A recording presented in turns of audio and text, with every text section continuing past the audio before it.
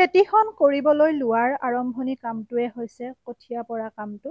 যিহেতুকে অম্বুবাচী চলি আছিল, সেই হেতুকে আমি যিহেতু মাটিৰ লগত সম্পৰ্ক থকা কামবোৰ আমি তেনেকৈ নকৰোঁ, যেনে মাটি খন্দা বা ধৰি লওক কঠীয়া পৰা, এইবোৰ কাম কৰা নহয়। আৰু তাৰ আগতেও অহৰহ বৰষুণ দি আছিল, যিহেতুকে ওচৰতে নদী আছে, পুঠিমাৰী নদী, সেই হেতুকে সকলোখিনি পৰিস্থিতি চাই লোৱা হয়। পানী হ'লে পথাৰত যিহেতু ৰুব নোৱাৰি, এতিয়া কিছু পৰিৱেশ ঠিক হোৱা হেতুকে আমি কঠীয়াখিনি পাৰিবলৈ লৈছোঁ। এয়া হৈছে ৰাতিপুৱা 5:30 বজাৰ দৃশ্য।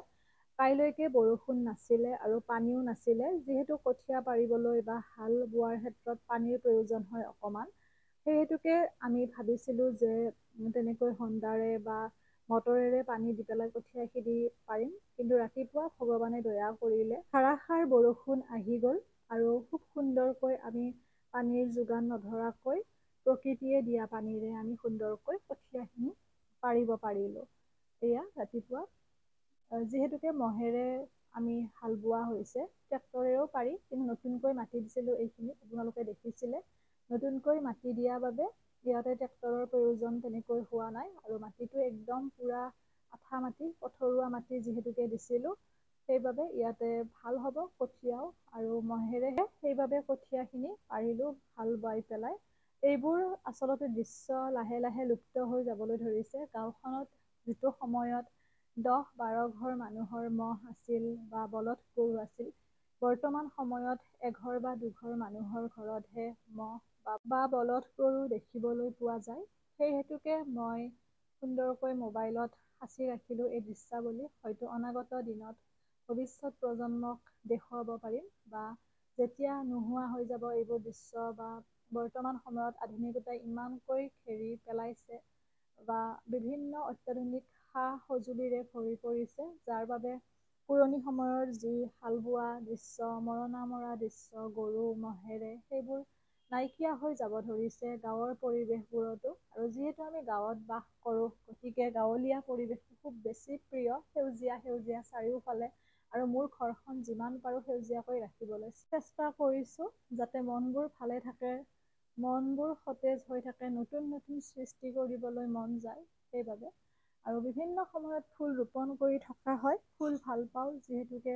সেয়া অকণমান দেখুৱাই দিছোঁ আপোনালোকক চাৰিওফালৰ দৃশ্য। আৰু আজি দিনটো কি কৰিলোঁ, যিহেতু বৰষুণ বতৰত গৰু ছাগলী থকা মানুহে বুজে কিমানখিনি কষ্ট হয় তেওঁলোকৰ। খৰালি কালত কোনো কথা নাই, কিন্তু বাৰিষা সময়ত গৰু ছাগলীৰ বিশেষকৈ খাদ্যৰ যোগানৰ ক্ষেত্ৰত বহুতখিনি কষ্ট কৰিব লগা হয় বা লাগি থাকিব লগা হয়।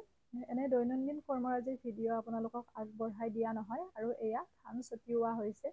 আমাৰ ফালে ছোৱালী মানুহে তেনেকৈ ধান নছটিয়াই, তথাপিও যদিহে ঘৰত কোনো নাথাকে কেতিয়াবালৈ, তেতিয়া হয়তো ছটিয়াব লাগিবও পাৰে। কিন্তু যিহেতু এতিয়া খুৰা, এয়া যিজন খুৰাই হাল বাইছে, তেওঁ অকণমান সহায় কৰি দিছে দেউতাক। আৰু আগৰ পৰা আমি খেতি বাতিৰ লগত জড়িত মানুহ যিহেতুকে, ককা থকাৰ পৰা বা ককা আইতা থকাৰ দিনৰ পৰা, তেতিয়া খেতি বুলি ক'লে অকণমান সকলোৱে জানিছিল আমাৰ ঘৰখনৰ কথা ক'লে।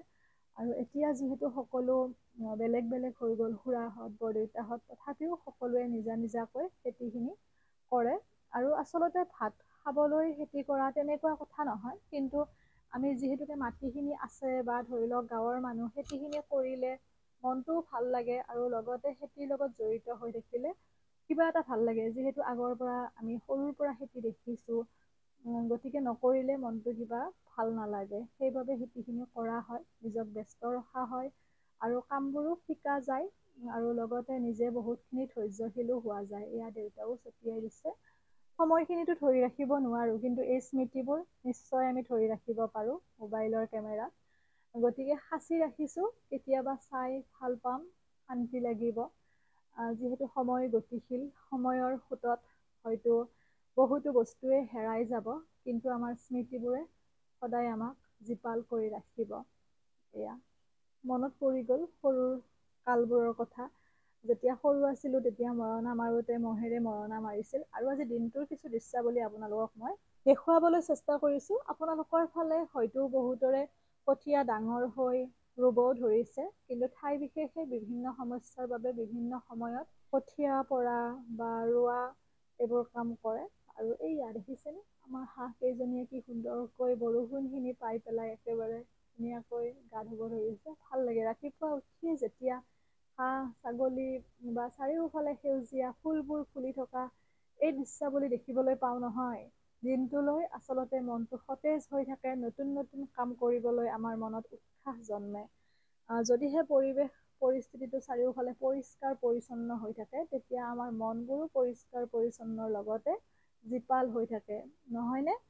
আপোনালোকৰ ফালে কঠীয়া ৰুলেনে বা কঠীয়া পাৰিলেনে জনাবচোন। কোন কোন ঠাইৰ পৰা আপোনালোকে ভিডিঅ'টো চাই আছে সেয়াও জনাব। আচলতে ভিডিঅ'টো বনোৱাৰ উদ্দেশ্য এটাই, যাতে সতেজ হৈ থাকে এই ভিডিঅ'টো বা স্মৃতিখিনি।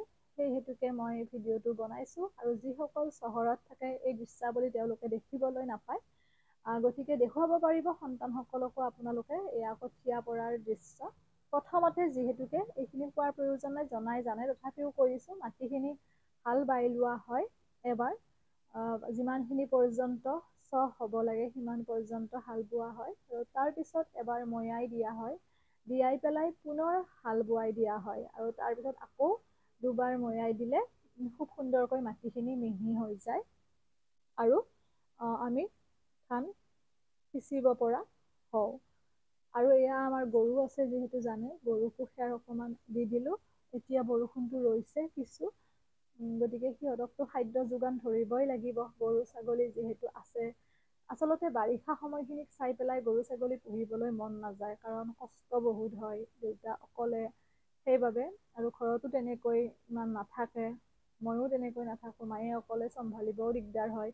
কিন্তু খৰালি কালত যিহেতুকে গৰু ছাগলীৰ কোনো য'ত নাই, খৰালি কালতনো কি কৰিব, আৰু আমাৰ বাৰীখনো ডাঙৰ, গতিকে বাৰীতে খাই থাকিব পাৰি ধুনীয়াকৈ, বেলেগলৈ যাবই নালাগে, আৰু বাৰীখন এৰিলে আমি মেইন ৰাস্তাটো পাওঁ পিছফালৰ, আৰু মেইন ৰাস্তাটো পাৰ হৈয়ে পথাৰ পায়। যিদিনাখন মই ছাগলীটো মানে বাৰীতে খুন্দোৱা বুলি ভিডিঅ' এটা দিছিলোঁ, আচলতে ছাগলীটো আমি দৰহ দিয়া নাছিলোঁ, মানে বান্ধি থোৱা নাছিল, এৰাল দিয়া আছিল। ঘৰত আহে এটা টাইমত, আৰু যিটো সময়ত খেতি বাতি নাথাকে তেতিয়া মানুহবোৰে ছাগলীটো এৰাল দিয়ে, যাতে পথাৰত ঘাঁহ খাব পাৰে। কাৰণ সকলোৰে যিহেতুকে বাৰী নাথাকে ডাঙৰকৈ, গতিকে ছাগলী পুহিলে সিহঁতেওতো খাব লাগিব, বাৰিষা কালখিনিত বাৰু পাত দিয়ে, কিন্তু খৰালি কালততো পাত দিব নোৱাৰি। সেই হেতুকেহে মই ভিডিঅ'টো তেনেকৈ উপস্থাপন কৰিছিলোঁ, যিসকলে দৰহ দিয়ে ৰাস্তাৰ কাষত, তেতিয়া গাড়ী মটৰৰ প্ৰব্লেম হয়, বা গাড়ীৰ চালকজনৰো বহুত বিপদৰ সন্মুখীন হ'ব লগা হয়, সেইখিনি ময়ো বুজি পাওঁ। মই কৈছিলোঁ এৰাল দিয়া ছাগলীৰ কথা, যিটো ছাগলী ধৰি লওক মানে পাৰ হয় ৰাস্তা, বা তেনেকৈ এৰাল দিয়া থাকে, সেই ছাগলীটোৰ কথা কৈছিলোঁ, বান্ধি থোৱা বা দৰহ দিয়া ছাগলীৰ কথা কোৱা নাই। ৰাস্তাত ছাগলী দৰহ দিয়াটো বা বান্ধি থোৱাটো সেইটো ময়ো মানি নলওঁ, বা কোনেও মানি নলয়, কিন্তু যিখিনি এৰি দিয়া ছাগলী কেতিয়াবা আগেৰে দৌৰি যায়, সেইটো কৈছোঁ। আৰু এনেও গাড়ী মটৰটো চলাওঁতে অকমান সাৱধানে বা অকমান লাহে লাহে গ'লেও হয়, সেই কথাটোহে কৈছিলোঁ। কাৰণ অকল ছাগলী গৰু বুলি পেলাই নহয়, মানুহৰো বিভিন্ন বিপদ হোৱা দেখা যায়।